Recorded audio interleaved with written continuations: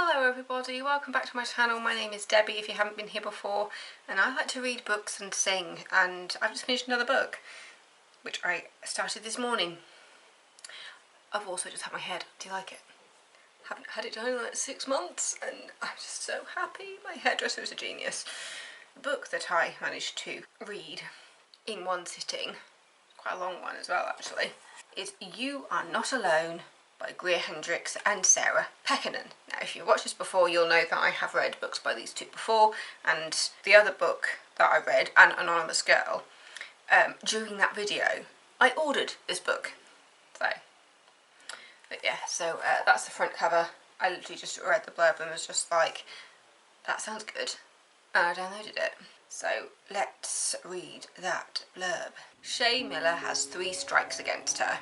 No job, no apartment, no love in her life. But when she witnesses a perfectly normal looking young woman about her age making the chilling decision to leap in front of an ongoing subway train, Shay realises she could end up in the same spiral. She's intrigued by a group of women who seem to have it all together, and they invite her with the promise, you are not alone. Why not align herself with the glamorous and seductive Moore sisters Cassandra and Jane? They seem to have beaten back their demons and made a life on their own terms, a life most people can only ever envy. They are everything Shay aspires to be, and they seem to have the keys to getting exactly what they want. As Shay is pulled deeper and deeper under the spell of the Moore sisters, she finds her life getting better and better. But what price does she have to pay? What do Cassandra and Jane want from her? And what secrets do they and Shay have that will come to a deadly confrontation? You are not alone. Is it a promise or a threat? If that doesn't get you hooked, I don't know what will. It's 352 pages, it's in contemporary fiction, crime and thriller and psychological fiction, and its target audience is adults.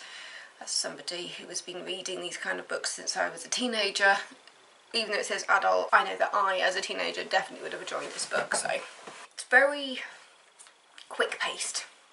In the first chapter, you're introduced to Shay Miller, and in that first chapter, she witnesses a woman on the subway step off in front of a moving train, and it traumatises her. So to start off with that is quite impressive.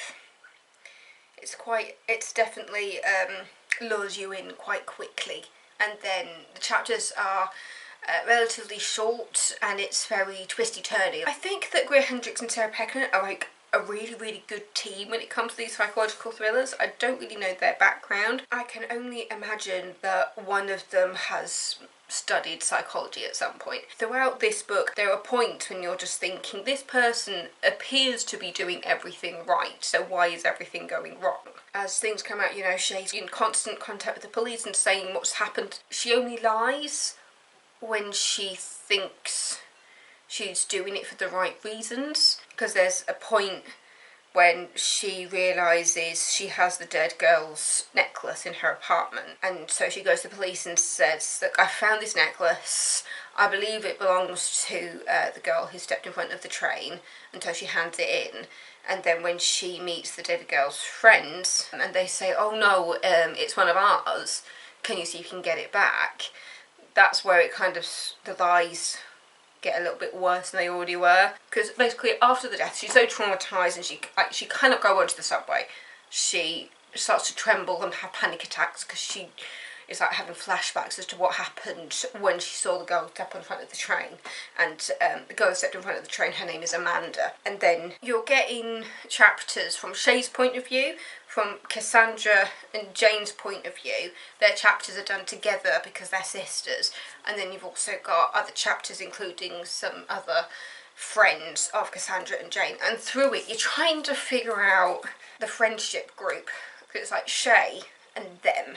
That's kind of what it feels like. It's like Shay versus them. Because in the first couple of chapters, in the aftermath of Amanda's death, you've got Cassandra and Jane and their friends, and you find out they all have identical necklaces, and I interpret it as they all have trackers in them. I'm not sure if that's actually right thinking about it. Amanda's definitely has a tracker in it, and that's why they're so hell-bent on trying to find this necklace, because they're just like, we don't know where it went. And then when they turn on the tracker and they find out where it is, and they find out it's in this completely unknown woman's apartment, and it stays there. Well, obviously Shay doesn't realise that she has it, because it's like a couple of days or about a week or so. She's just like, oh, haven't I seen that necklace before?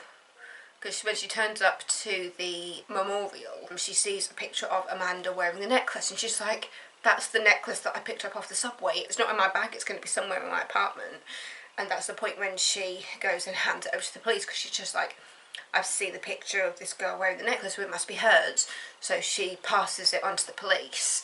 And then when she has more of a deeper conversation with Cassandra and Jane, and they're just like, oh no, we just lent it to her, she just happened to be wearing it in the picture that we chose for her. And so she's like, oh, I'll go get it back from the police, I can give it back to you. So she goes to the police and says, look, I'm really sorry, I've realised that this necklace isn't actually Amanda's, and can I get it back? What you don't realise is the whole other side of the story that comes out a little bit later in regards to Cassandra and Jane and their story. You're just suddenly aware that Cassandra and Jane are kind of like the focal point of their little friendship group, and you're trying to understand what they're doing. As you go through the story, you realise they're kind of vigilantes of sorts.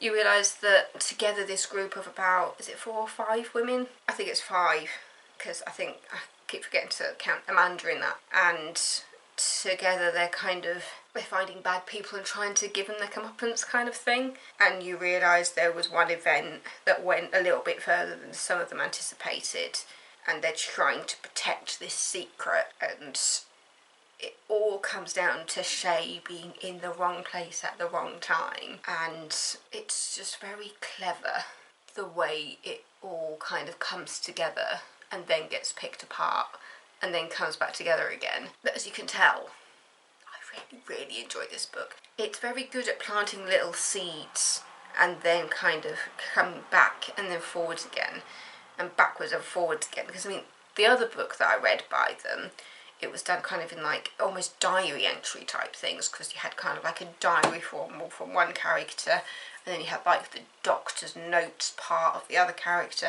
In this one, it's just separated into like Shay, Cassandra and Jane, this person, that person, Amanda. The fact that you also get flashback chapters to Amanda before everything happened, so you're kind of slowly piecing the puzzles together, but in the wrong order.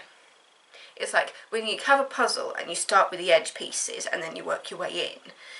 This puzzle, you're getting kind of little bits from the middle and then the occasional bit from around the sides, and then like you might get an edge here or a corner there, and then it'll come back into the middle again. How am I doing with my puzzle analogies here? I wouldn't say it's red herrings throughout it.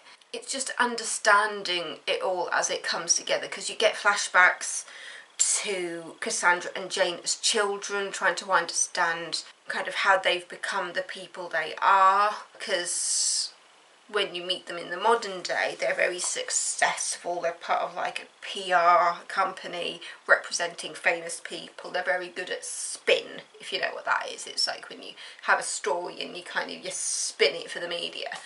And when you realise that's kind of what they're doing in their friendship group, and how Shay kind of becomes a scapegoat for a story they're concocting. It's just like, it's just so clever the way they do it. Especially there's a point in the book when they realise that Shay, when she has her hair down and takes her glasses off, has a kind of passing resemblance to Amanda, the girl who died, and they're just like, we can use this to our advantage. And at that point I was just like, what on earth is going on? What are they doing? In the blurb it says she has 3 strikes against. She's got no job, no apartment, no love. When she meets Cassandra and Jane, they make her feel special. Because, you know, as Shay opens up to them, even though she starts off that friendship on a lie, after she witnesses the event, and she almost gets PTSD from it. Because, you know, she literally cannot go into the subway. She can't make her way to this certain green pillar without feeling nauseous and panicky and just everything swirling around her. And Cassandra and Jane help her get over that. They recommend somebody to help her get back onto the subway again, and they give her somewhere to live. They help her find a job, and then you realise, at first it seemed like a very friendly thing to do, and then you realise, no, this is their way of manipulating her. They're keeping her as closely as possible, and when you realise stuff like, oh, actually, you know, the apartment that she's in has been, like, bugged, the job that she thought she had doesn't work for who she thinks she works for, and yeah, it's just that whole thing of how far would you go to protect a secret. It has elements of the other book that I read as well, An Anonymous Girl, because that one was like, how far would you go, you know, when it comes to lying and morals, and this is how far would you go to protect a secret that may implicate you in a horrific crime. Anybody who likes psychological fiction will like this book. I just recommend Greer, Hendricks and Sarah Pekkanen as just for anybody who likes crime, thriller and psychological stuff, because I feel like it's just the way they write.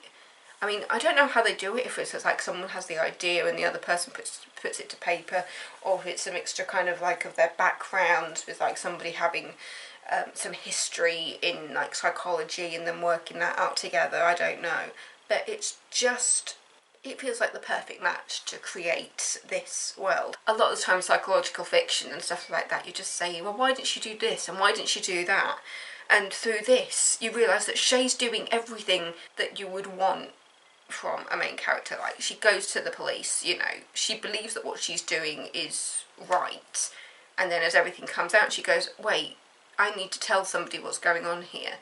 And I mean, eventually that's how everything comes out, because she's done everything by the book, and you know, she has witnesses as to stuff that's happened. So when it comes to the showdown, because she's done everything right, it's very easy to pinpoint everything. Yeah, having a protagonist like that, where you're just like, yes, she's done everything right. I mean, there were a couple of bits in the book which just like, should she really have done that? Like when she goes to the dead girl's mother's house, takes flowers because she wants to leave flowers for a grieving mother, even though she didn't know her. But then she also turned up at the house to try and get what she thought was her friend's necklace back. And because the mother is asleep and she notices through the mail that it's quite old, and she's just like, does that mean that the letter that the police posted to this woman is still here? And so she goes through the mail and finds the letter and steals it. But she's just going, did I really steal it when it doesn't actually belong to her? Yeah, it's got that thing of morals through it as well. But yeah, on the surface it seems like Shay's doing everything right, or doing the wrong thing for the right reason. But then actually everything starts to piece together. Because there was a twist in here that I definitely did not see coming. I mean, with Cassandra and Jane and the flashbacks, and then something else comes out and you're just like, wait, yeah, that came out of nowhere. I really enjoyed this one, and I only finished it like about a couple of hours ago. I finished it just before I got my hair done. It was brilliant. So it's You Are Not Alone, You'll Wish You Were, by Greer, Hendricks and Sarah Pekkanen. So yeah, it's about a woman who witnesses a very horrible suicide, finds friendship with the women who knew her, and then realises that all is not as it seems, and that maybe, even though she lied to get to the place that she did get to, they're not being totally honest either. Yeah, I'll say that. Yeah, You Are Not Alone by Greer, Hendricks and Sarah Pekkanen. There you go. I've almost finished From a Bee with Kate by Stephen King. So don't forget to subscribe if you haven't already. I post videos every single Wednesday, and I will see you next week with another video. Thank you. Have a lovely, lovely week.